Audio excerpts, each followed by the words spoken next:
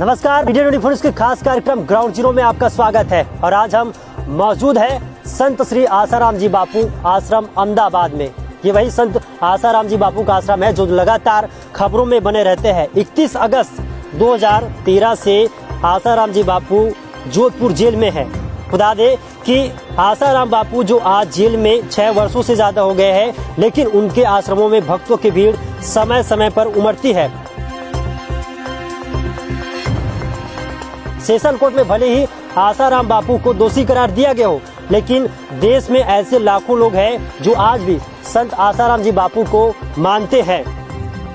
आज संत आसाराम बापू का 56वां आत्म साक्षात्कार दिवस है और आज इस आत्म साक्षात्कार दिवस पर कुछ ऐसे अनछुए पहलू जो आज तक किसी मीडिया ने आपको नहीं दिखाए हैं, वो अनछुए पहलू हम आपको आज दिखाएंगे ग्राउंड जीरो से। तो चलिए चलते सीधे संत आसाराम जी बापू आश्रम अहमदाबाद।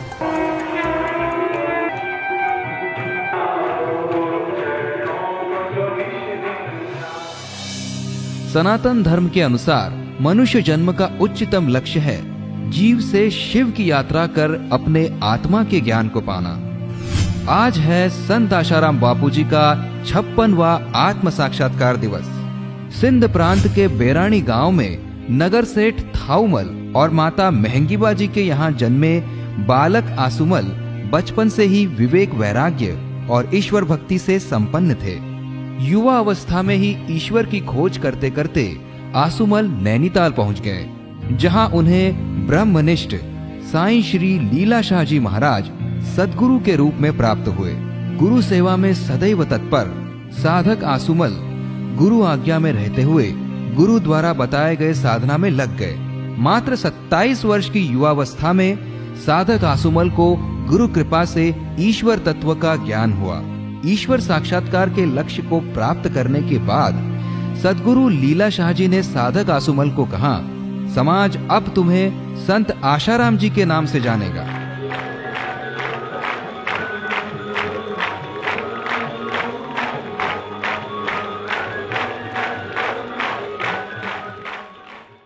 आखिर क्या होता है आत्म साक्षात्कार? मनुष्य जन्म का वास्तविक उद्देश्य है आत्मा का ज्ञान पाना, आत्म सुख पाना। समर्थ गुरु द्वारा बताए गए उपदेश व साधना के पथ पर चलकर मनुष्य अपने अंदर छिपे शिवत्व का दर्शन कर सकता है। जैसे अर्जुन ने जब भगवान श्री कृष्ण के उपदेश का पालन किया तो युद्ध के मैदान में होते हुए भी अर्जुन को आत्मा और परमात्मा की एक रूपता अर्थात आत्म साक्षात्कार का ज्ञान हुआ। भगवान राम को वशिष्ठ जी से, श्री कृष्ण को सांदीपनी गुरु से, स्वामी विवेकानंद को रामकृष्ण परमहंस से, परमहंस योगानंद को श्री युक्तेश्वर गिरि जी से जो ज्ञान मिला वही आत्मानुभव का ज्ञान 7 अक्टूबर 1964 के दिन दोपहर 2:30 बजे संत श्री आसाराम जी बापू को सद्गुरु साईं लीला शाह जी से मिला। ऋषियों के अनुभव व श्रीमद् भगवद गीता के इस दिव्य ज्ञान की महत्ता को समाज समझे, इसलिए पूज्य बापू जी के करोड़ों साधक इस दिन को पावन पर्व के रूप में मनाते हैं। विश्व भर में फैले साधक अपने सद्गुरु का आत्म साक्षात्कार दिवस बड़े धूमधाम से मनाते हैं। आश्रमों में सत्संग और शहर, कस्बों, गांवों में कीर्तन यात्राएं निकालकर ये साधक समाज को मानव जीवन के परम लक्ष्य ईश्वर प्राप्ति के प्रति लोगों को प्रेरित कर रहे हैं। हमारे वेद, भागवत, रामायण और गीता जैसे शास्त्र मनुष्य को अपने जीवन में हमेशा ये प्रेरित करती है कि आत्म कल्याण ही सर्वोपरि है।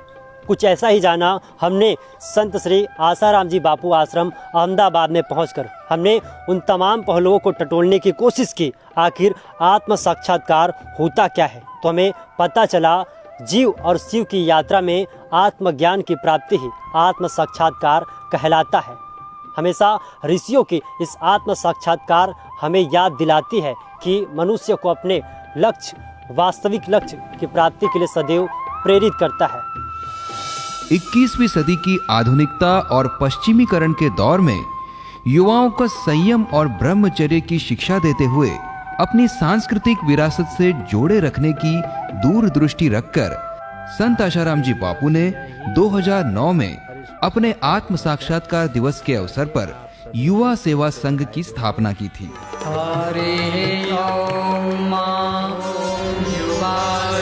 युवा सेवा संघ को चमकाने की जिम्मेदारी हम स्वीकार करते हैं।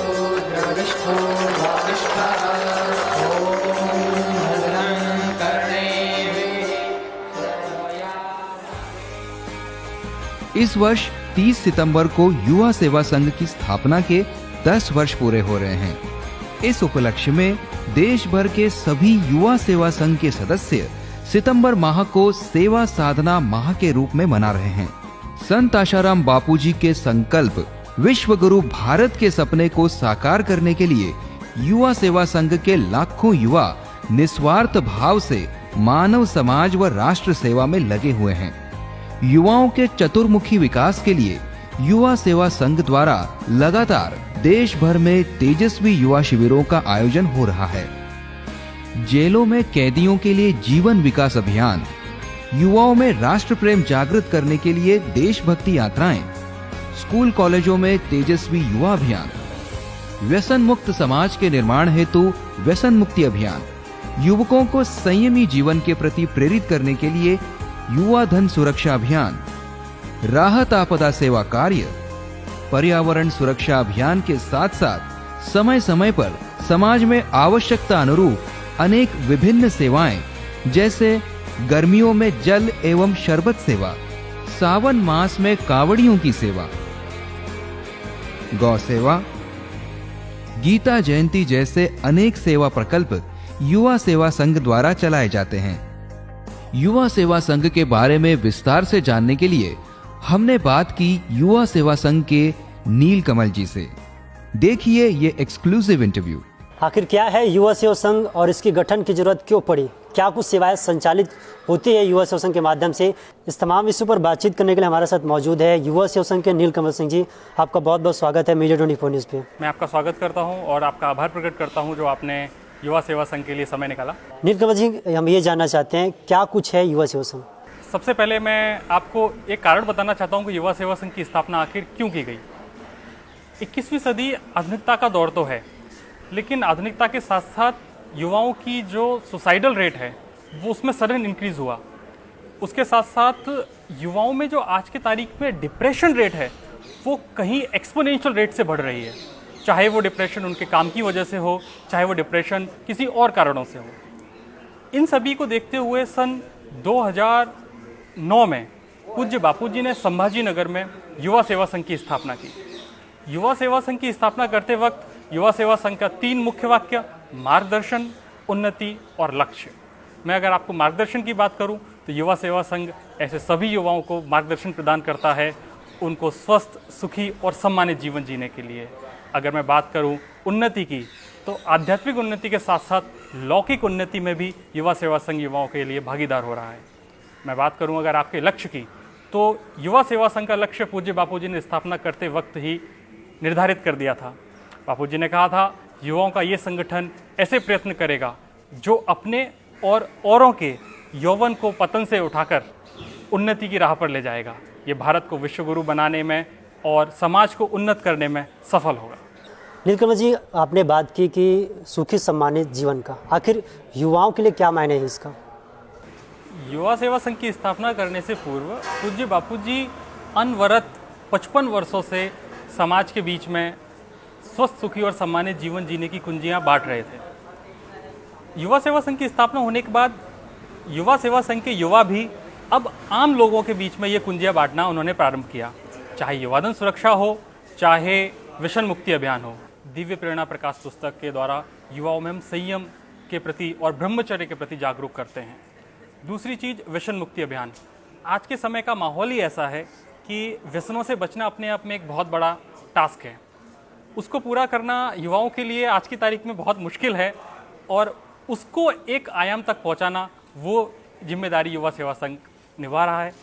उसके साथ साथ हम हर रविवार को युवा सेवा संघ के जितने भी सेंटर्स हैं पूरे इंडिया में, हम वहाँ पर संस्कार सभा का आयोजन करते हैं।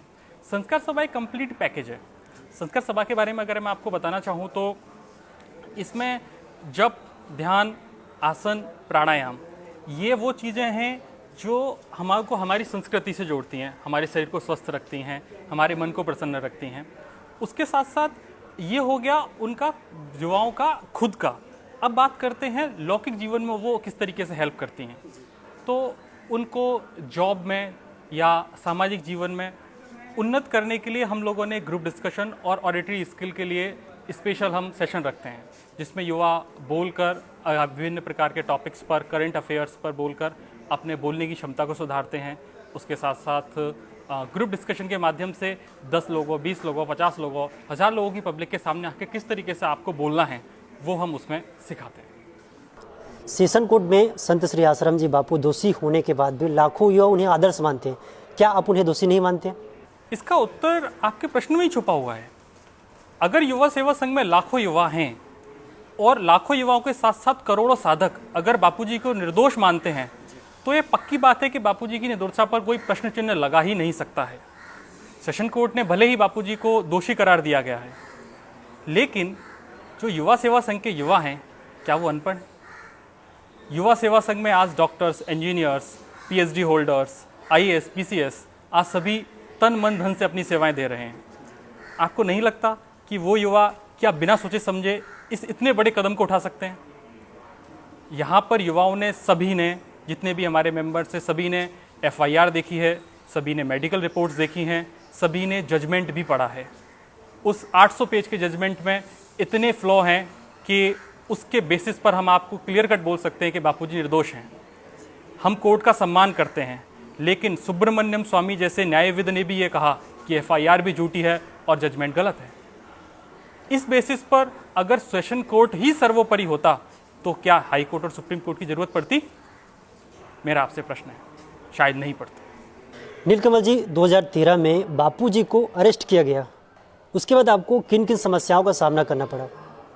टिकिस जी, आप विश्वास नहीं करेंगे अगर मैं आपको ये बोलूँ कि 2013 के बाद जो वाईएसएस की सेवा एक्टिविटीज़ है उनमें एक्सपोनेंशियली ग्रोथ हुई है।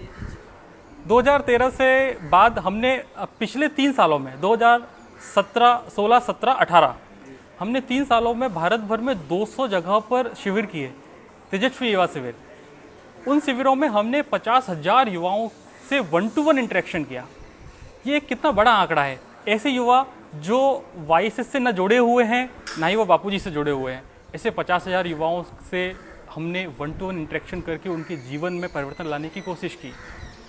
उन तेजस्वी शिविरों में हम क्या करते हैं? जप, ध्यान, आसन, प्राणायाम, ये तो वो चीज़ें हैं जो भारतीय संस्कृति के मूलभूत आधार स्तंभ हैं, लेकिन उसके साथ साथ कई ऐसी युक्तियाँ जो आम लोगों को तो पता ही नहीं है। वो हमारा सौभाग्य है कि पूज्य बापूजी हमारे मार्गदर्शक हैं। पूज्य बापूजी ने हमको ऐसी यौगिक मुद्राएं बताई जो बड़े बड़े योगियों को भी बड़े मुश्किल से प्राप्त होती हैं। जैसे कि मैं आपको बताऊं, सांभवी मुद्रा। सांभवी मुद्रा का प्रयोग अगर कोई अपने जीवन में करता है तो उसके जीवन से जो डिप्रेशन के थॉट्स हैं वो एकदम 10 से 15 मिनट में ही दूर हो जाते हैं। जो कंसंट्रेशन है वो रैपिडली इंक्रीज़ होता है। उसके बाद अगर मैं आपको सांभवी मुद्रा के बाद अगर मैं आपको बताऊँ, टंक विद्या, जिनको भी छोटी छोटी बात में दुख हो जाता है, छोटी छोटी बात में खुशी हो जाते हैं, उन सब से दूर, उन सब की जो जरा से बात में परेशान हो जाना, उन सबको दूर करने के लिए ऐसे यौगिक प्रयोग हम तेजस्वी युवा शिविरों में कराते हैं। ये तो सिर्फ मैंने 2 प्रयोगों का नाम लिया है, ऐसे अनेक शिविर, ध्यान की अनेक विधाएं वो हम युवाओं को साक्षात अनुभव कराते हैं। यही कारण है कि युवा हमसे लगातार जुड़ रहे हैं और आगे भी जुड़ते रहेंगे। नीलकमल जी, आपने बात किया तेजस्वी युवा शिविर का, इसका क्या कुछ मायने है और युवाओं को किस तरह से प्रभावित करता है? सबसे पहले हम युवाओं को प्रभावित नहीं करना चाहते, हम युवाओं को प्रकाशित करना चाहते हैं। भारतीय संस्कृति की जो सारी खूबियां हैं, हम ऐसे युवा तैयार करना चाहते हैं, उन खूबियों को युवा विश्व पटल पर लेकर जाएं। किसी के रूप, रंग, सहन, भाषा उनसे प्रभावित न होकर अपनी संस्कृति पर गर्व करें। हम ऐसे युवा पैदा करना चाहते हैं वाईएसएस के द्वारा। नीलकमल जी, आजकल के युवाओं में माता पिता के प्रति उदासीनता और अनादर की भाव देखा गया है, इसको युवा सेवा संघ किस तरह से दूर करता है? टिकेश जी, पूज्य बापूजी ने जब इस समस्या को देखा तो बापूजी के हृदय में एक भाव आया कि क्यों ना माता पिता तो सर्व तीर्थमयी, सर्व देवमयी है ही, क्यों ना उनका पूजन प्रारंभ किया जाए। और वो भी ऐसे दिन जब युवा फूल लेकर एक दूसरे को, गर्लफ्रेंड बॉयफ्रेंड को, बॉयफ्रेंड गर्लफ्रेंड को ले जाकर फूल देते हैं। मैं बात कर रहा हूँ 14 फेब वैलेंटाइंस डे की। वैलेंटाइंस डे पे स्थान पर बापूजी ने मातृ पितृ पूजन दिवस की पहल की और वो आज विश्वव्यापी है। यूएस, ऑस्ट्रेलिया, यूरोप, जर्मनी, लगभग विश्व के 50 से ज़्यादा देशों में आज मातृ पितृ पूजन दिवस मनाया जा रहा है। युवा सेवा संघ इसी मातृ पितृ पूजन दिवस को स्कूल और कॉलेजों में मनाता है। युवा अपने जीवन में खुद के भी माता पिता की 14 फरवरी को पूजा करते ही हैं, सामूहिक तौर पर भी स्कूलों में जाकर और कॉलेजों में जाकर, सोसाइटीज़ में जाकर इस इवेंट को ऑर्गेनाइज कराते हैं। ये जो इवेंट है ये बहुत भावनात्मक है। कोई भी रिश्ता हो, चाहे माता पिता का हो, भाई बहन का हो या कोई भी रिश्ता हो, वो एक ही तरीके से चल सकता है। वो है आपका भावनात्मक, इमोशनल बॉन्ड जितना आपका स्ट्रॉन्ग होगा वो रिश्ता उतना ही चलेगा। जिस दिन आपका इमोशनल बॉन्ड खत्म हो गया, रिश्ता खत्म हो जाता है। और आजकल के युवाओं का माता पिता के प्रति जो व्यवहार है वो आप अगर अपने आसपास के जीवन में अगर आप देखें, या आपके दर्शकों से भी मैं बोलना चाहूँगा, वो भी अगर अपने आसपास के माता पिता और आप परिवारों को देखते हैं या आपने खुद के ही परिवार में कभी देखें कि बच्चे माता पिता का वो रेस्पेक्ट नहीं करते जो वो पेरेंट्स खुद अपने माता पिता का करते थे, तो आखिर कहीं ना कहीं तो कमी है। वो जो संस्कार थे वो हम आगे लोगों तक नहीं पहुंचा पाए। वो बीड़ा उठाया पूज्य बापूजी ने। वो भले ही मातृ पितृ पूजन दिवस हो या फिर जीवन विकास अभियान हो, चाहे तेजस्वी युवा अभियान हो, इन सभी के माध्यम से युवा सेवा संघ और पूज्य बापूजी के करोड़ों करोड़ों साधक समाज में क्रांतिकारी परिवर्तन लेके आ रहे हैं। नीलकमल जी, एक अहम सवाल है, युवा सेवा संघ एक युद्ध संगठन है, किस तरह से देश को तोड़ने वाली ताकतों के खिलाफ कदम उठाते हैं? सबसे पहले मैं आपको बताना चाहूँगा कि युवा सेवा संघ देश को तोड़ने वाली ताकतों के खिलाफ मजबूती से खड़ा हुआ है। चाहे भारत में टुकड़े टुकड़े गैंग हो, चाहे कश्मीर को भारत का इंटीग्रल पार्ट न मानने वाले लोग हों, युवा सेवा संघ हमेशा ही उनका विरोध करता है। हम जानते हैं कि राष्ट्र की अखंडता बनाए रखना देश के लिए कितना आवश्यक है। भारत को आज़ाद कराने में सन 1857 से लेकर 1947 तक 10 लाख स्वतंत्रता सेनानियों ने अपना बलिदान दिया है और 1947 के बाद से आज की तारीख तक हजारों सैनिक बॉर्डर पर अपनी जान दे चुके हैं। ऐसे सैनिकों के प्रति, ऐसे स्वतंत्रता सेनानियों के प्रति अगर कोई भी किसी भी गलत शब्द का इस्तेमाल करेगा तो हम उसका प्रतिकार करेंगे। युवा सेवा संघ युवाओं में इस देशभक्ति की भावना भरने के लिए हर साल 15 अगस्त और 26 जनवरी को देशभक्ति यात्रा का आयोजन करता है। साथ साथ कई तरीके की संगोष्ठियों का भी आयोजन हम करते हैं। हम स्कूल्स में जाके तेजस्वी युवा माध्यम से युवाओं को मार्गदर्शित करते हैं कि आखिर हमारे स्वतंत्रता सेनानियों का हमारे जीवन में क्या महत्व है, हमारा देश हमारे लिए कितना महत्वपूर्ण है। साथ साथ भारत के हर राज्य में, लगभग हर प्रमुख शहर में युवा सेवा संघ देशभक्ति यात्रा का जो आयोजन करता है, उसमें सैकड़ों युवा बाइक्स पर, बड़ी गाड़ियों के साथ देश के स्वतंत्रता सेनानियों को याद करते हैं, सैनिकों का सम्मान करते हैं और जितने भी शहरवासी हैं उन सभी को हम अपने देश के शहीदों को हमेशा याद रखने की याद दिलाते हैं। नीलकमल जी, आपने बात कही विश्वगुरु भारत का, आखिर विश्वगुरु भारत का क्या कुछ तात्पर्य है? भारत को विश्वगुरु बनाने का जो संकल्पना है वो पूज्य बापूजी ने बहुत पहले की थी। भारत को विश्वगुरु बनाने का अर्थ, जब कई लोगों से मैंने पूछा, मैं ऐसे लोगों से मिला जो इस तरीके का सेम भाव रखते हैं, तो उनमें से किसी का कहना था कि भारत अगर न्यूक्लियर पावर बन जाए तो भारत विश्वगुरु हो जाएगा, अगर भारत इकोनॉमिक पावर बन जाएगा तो भारत विश्वगुरु हो जाएगा। तो मैंने उनसे एक ऐसे प्रश्न किया कि अमेरिका के पास ये दोनों हैं, क्या आप अमेरिका को विश्वगुरु बोलते हो? क्या आप विश्वगुरु अमेरिका बोलते हैं? तो उन्होंने कहा नहीं। तो मैं आपको इस प्रश्न के द्वारा ये बताना चाह रहा हूँ कि भारत को विश्वगुरु बनाने का वास्तव में अर्थ 1893 में शिकागो में स्वामी विवेकानंद जी ने बताया। उस युवा के पास था क्या? उस युवा नरेंद्र के पास सिर्फ एक भगवा कपड़े थे, एक जोड़ी, और उसके द्वारा उस युवा नरेंद्र ने पूरे विश्व में भारत की जो छाप छोड़ी है वो वास्तव में एक काबिले तारीफ थी। उन्होंने बताया कि मटेरियलिस्टिक जो सोच है वही मानव जीवन का अल्टीमेट गोल नहीं है।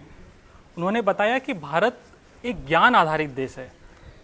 आज भी कभी भी विश्व को जब कभी भी ज्ञान की जरूरत पड़ेगी तो उसे भारत की तरफ देखना ही पड़ेगा। भारत का अर्थ ही है, भा मतलब प्रकाश, रथ मतलब जो लगा रहे, जो प्रकाश की खोज में लगा रहे, वही भारत है। वापस 100 वर्ष बाद 1993 में वर्ल्ड रिलीजियस पार्लियामेंट, वही जगह जहाँ पर स्वामी विवेकानंद जी ने वो भाषण दिया जिसकी वजह से वो फेमस हो गए, जिसकी वजह से उन्होंने भारत का डंका पूरे विश्व में बजा दिया। 1993 में संत श्री आशाराम जी बापू ने वही संदेश वापस से भारतीय संस्कृति को प्रख्यात करते हुए दिया। मैं आपको बताना चाहूँगा, जैसा कि स्वामी विवेकानंद जी के साथ हुआ वही पूज्य बापू जी के साथ हुआ। निर्धारित समय से बापूजी 50 मिनट तक ज़्यादा बोलते रहे, लेकिन कोई भी किसी को समय का पता ही नहीं चला। भारतीय संस्कृति का ज्ञान कितना महान है। अमेरिका जैसा देश, वो कितना उत्सुक है जानने के लिए, लेकिन हमारे लिए आज हमारी मॉडर्न जनरेशन, माफ़ी चाहूँगा लेकिन मॉडर्न जनरेशन को आज की संस्कृति और कल्चर वर्ड से ही नफरत हो चुकी है। वो एक ही चीज़ पसंद करते हैं, वेस्टर्न कल्चर। मैं आपको बोलना चाह रहा हूँ और आज के आपके माध्यम से मैं युवाओं को भी बोलना चाहता हूँ, मॉडर्न होना अच्छी बात है, वेस्टर्न होना नहीं। योग जब तक भारत में था हम में से किसी ने नहीं अपनाया। वो तो भला हो आत्म साक्षात्कारी महापुरुष पूज्य बापू जी का, जिन्होंने जब लोग योग की परिभाषा तक नहीं जानते थे, भारत में भूल चुके थे, बापू जी ने जप, ध्यान, योग, कीर्तन को भारत के समाज में पुनः स्थापित किया। लोग जप लेकर माला करना नहीं जानते थे, लेकिन आज का युवा भरे एयरपोर्ट पर, भरी ट्रेन में हाथ में माला लेकर जप कर रहा है, उसे मन में हीन भावना नहीं पैदा होती। हम आपस में हाय और हेलो करना जानते हैं, लेकिन नमस्ते, राम राम, हरिओम, जय श्री कृष्ण जैसे शब्द बोलने से घबराते हैं, क्योंकि हम अपने आप को समझते कि नहीं, ये तो हमारे स्टेटस को कम कर देगा। कहीं ना कहीं जो संस्कृति के प्रति गर्व की बात है वो आज समाज में जा रही है। पूज्य बापूजी विगत 55 वर्षों से यही कार्य तो कर रहे हैं, जो हमारी भूली हुई संस्कृति है उसको आगे ले जा रहे हैं, और युवा सेवा संघ उसका एक छोटा सा हिस्सा है। उस बड़े से वृक्ष की छोटी सी शाखा युवा सेवा संघ, उसमें बाल संस्कार केंद्र भी है, उसमें महिला उत्थान मंडल भी है, उसमें ढेर सारे प्रकल्प हैं जो समाज तक सेवाओं के द्वारा, जैसे आपकी योग वेदांत सेवा समितियां हो गई, भारत देश भर में फैले हुए और विदेशों में फैले हुए आश्रम हो गए।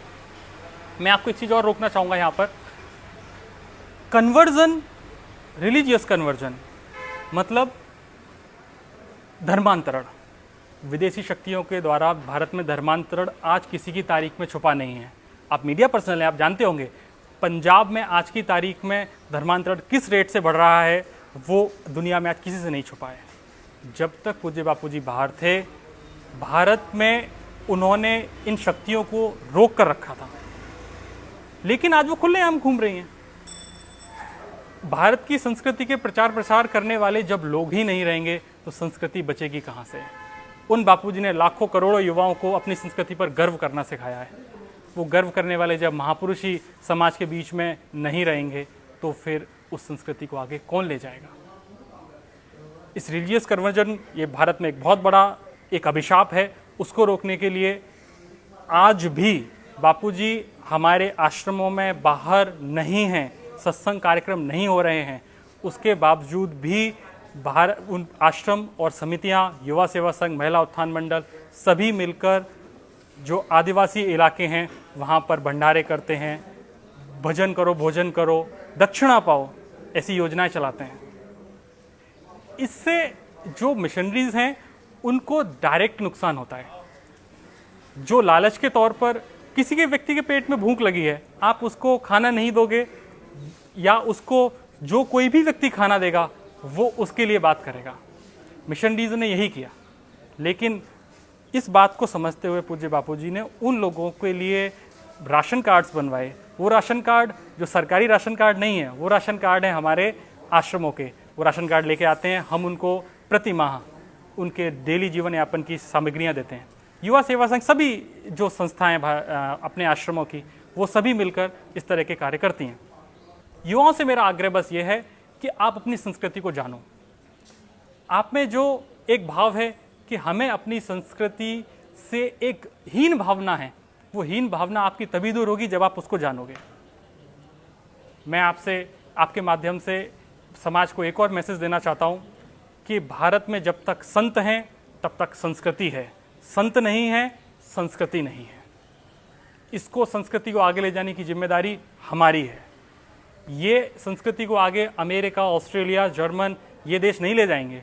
भारतीय संस्कृति को आगे ले जाना कोई पाकिस्तान या बांग्लादेश नहीं ले जाएगा, वो ले जाएंगे हमारे यहीं के लोग। तो अपनी संस्कृति पर गर्व करना सीखिए और उसको विश्व पटल पर अंकित कीजिए। यही मेरी शुभकामनाएं हैं। नील जी, आपका बहुत बहुत धन्यवाद कि आप हमारी इस चर्चा में शामिल हुए। ये थे नीलकमल सिंह जी, जिन्होंने युवा सेवा संघ की सेवा कार्यों को बारीकियों के साथ हमें साझा किया। जिस तरह से संत आसाराम बापू के निर्देशानुसार, आज्ञानुसार युवा सेवा संघ सनातन संस्कृति और राष्ट्र प्रेम की धर्म ध्वजा पूरे विश्व में लहराकर भारत को विश्वगुरु बनाने के लिए सदैव संकल्पित है। 6 सालों से अपने भक्तों से दूर रहने के बावजूद भी संत आसाराम जी बापू में कुछ तो ऐसी बात होगी जो आज भी लाखों करोड़ों लोग संत आसाराम जी बापू से प्रेरणा ले रहे हैं। संत आसाराम जी बापू के संस्था और उनके अनुयायियों द्वारा चलाए जा रहे सेवा कार्यों से आज भी करोड़ों देशवासी लाभान्वित हो रहे हैं। ईसाई मिशनरियों द्वारा षड्यंत्र, साक्ष्य के भाव और न्यायिक प्रक्रिया में उठे प्रश्न चिन्ह, साथ ही साथ 6 सालों में 1 घंटे के लिए भी जमानत नहीं मिले, जिनके कारण से आज भी एक ऐसा तबका है, एक ऐसा समाज है जो आज भी संत आसाराम बापू को निर्दोष मानते हैं। मीडिया 24 न्यूज़ सदैव समाज के सामने सिक्के के 2 पहलू दिखाने में विश्वास रखता है। इसलिए आज हम कई अहम पहलुओं को लेकर आज संत श्री आसाराम जी बापू आश्रम अहमदाबाद मुख्यालय में ग्राउंड जीरो से आपको ये रिपोर्ट दिखाए, जो हमेशा सिक्के के 2 पहलुओं से आपको रूबरू कराएगी। फिलहाल कैमरा पर्सन ऋषि साहू के साथ अहमदाबाद, मीडिया 24 न्यूज़।